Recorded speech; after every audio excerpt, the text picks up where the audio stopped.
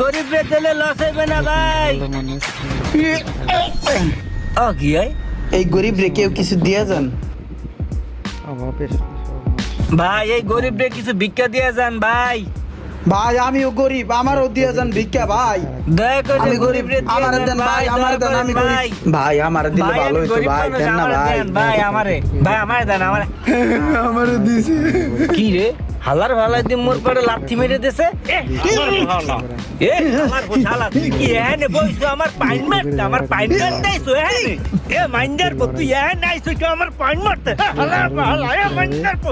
ওই তো এসো ওই ওই।